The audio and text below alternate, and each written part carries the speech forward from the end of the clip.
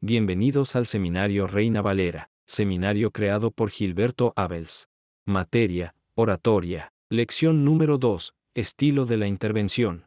Cuando se habla en público, el estilo de la intervención va a depender de diversos factores, entre ellos los que se señalaron en la lección anterior. Es decir, en función del motivo de la intervención, del objetivo que se pretende conseguir, del público asistente, etc., el discurso tendrá un estilo determinado. Un mismo tema se puede presentar de maneras muy diferentes, por ejemplo, la presentación de los resultados de una empresa variará según se trate de rendir cuentas ante los accionistas o de felicitar a los empleados por los objetivos conseguidos. No se puede pretender hablar en público siempre de la misma manera, hay que ajustar el estilo de la intervención a las características de cada ocasión, ya que si no se hiciera la actuación podría resultar en un enorme fracaso, con independencia de que uno sea un experto en la materia.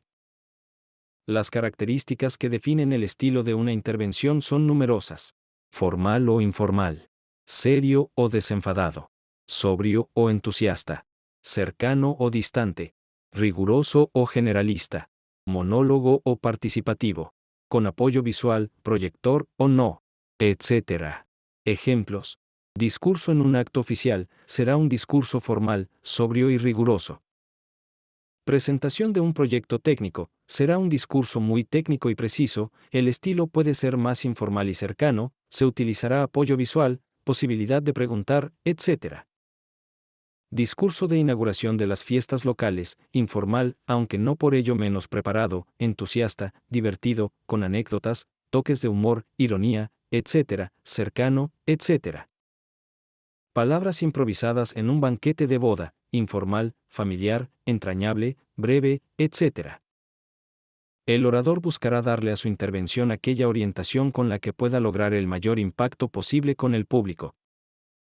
Si no se tiene claro cuál es el enfoque apropiado, habría que hablar con los organizadores del acto o con alguna persona experta para conocer su opinión. En caso de duda es preferible adoptar la opción más conservadora. Resulta menos llamativo hablar de manera formal en un acto informal que hablar de manera informal en un acto formal. La forma de vestir también puede venir determinada por el tipo de acto. No es lo mismo intervenir en el Congreso de los Diputados que en un mitin político. Si no se cuidan todos estos detalles, puede suceder que el orador no consiga captar la atención del público, quien se irá con la impresión de que el discurso ha estado completamente fuera de lugar. Una última observación: un toque de humor, sabiamente administrado, no está reñido con la seriedad ni con el rigor, además, ayuda a acercarse a la audiencia. 5. Público. Cuando se habla en público, lo primero que hay que buscar es captar su interés y atención, con vistas a que la comunicación resulte efectiva. Hablar a un público que no muestra interés es perder el tiempo. Si el público asiste al acto es porque le interesa, porque espera obtener algo, aprender, conocer otros puntos de vista, pasar un rato agradable, etc., por lo que hay que intentar no defraudarle. No hay que ver al público como al enemigo. Hay que preparar el discurso en función del público que se espera que asista, tratando un tema que le interese, si el orador tiene la opción de poder elegir. Utilizando un lenguaje apropiado, comprensible, no se deben utilizar términos que le resulten extraños. No es lo mismo dirigirse a universitarios que a un grupo de jubilados. Un mismo tema se puede abordar de manera diferente en función del público objetivo. Una presentación sobre el buen comportamiento del paro en España será diferente si se realiza en el Congreso de los Diputados o si tiene lugar en un mitin político. En el primer caso será una presentación más formal, distante y sobria, mientras que en el segundo caso puede ser más informal y apasionada. Aunque hasta el momento de la intervención no se tendrá una idea exacta del público asistente, habría que hablar previamente con los organizadores del acto para que indiquen qué tipo de público se espera que asista. Un aspecto que conviene tener en cuenta es si se trata de un grupo homogéneo, por ejemplo, alumnos de la Facultad de Derecho o no, por ejemplo, el público de las fiestas locales, ya que el discurso deberá ir dirigido a todos ellos. No se deben utilizar términos o expresiones que parte del público no conozca, ni entrar en unos niveles de detalle que a una parte del público pueda no interesarle, o que sencillamente no sea capaz de entender.